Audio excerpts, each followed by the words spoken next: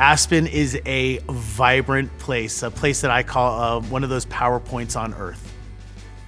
The Wheeler Opera House is one of the pillars of our community. I mean, it's a beloved gem. Of course, this is our grand dame of town. And when we want to get together as a community, this is where we do it.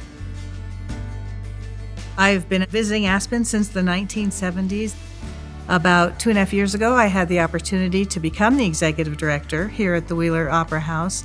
And in those 2.5 years, I have learned so much about how important this building as a structure is for our community, but more importantly, what happens inside of it and how we really are the heart of Aspen.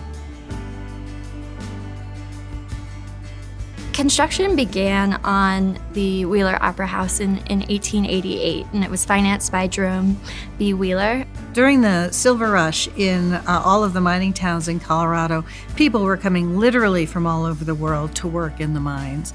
And then the mine owners, they wanted to build a community. We were really fortunate in Aspen that Jerome Wheeler came to Aspen, and he knew that he wanted culture here. It let Aspen, which is relatively remote place, see some pretty prestigious productions. As important as it was when there were only a handful of buildings in Aspen, it's still that important.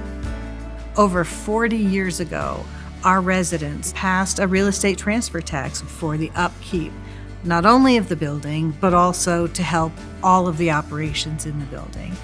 We are so lucky that our community and our community leaders over the years have saw fit to keep reinvesting in this building.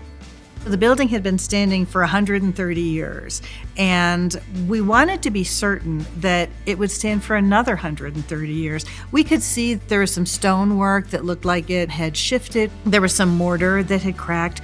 There were just a lot of things that needed to be paid attention to.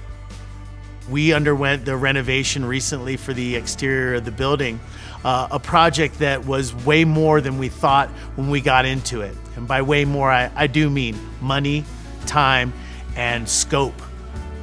But when we found out what it was going to take to honor this building appropriately and bring it to a place where we're not going to have to do that again for another 50 or longer years, everybody on City Council and everybody in our community was behind it 100%.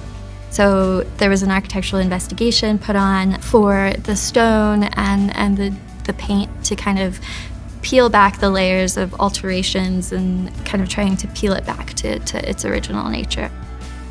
The project really had two main focuses. The first was to make sure that the building was completely safe. The second was replacing certain facets of the outside of the building which were not historically accurate. The building you see today is the building you would have seen had you been standing on that corner in 1889. It's important to preserve our stories so that we know where we came from and how we interact with that story.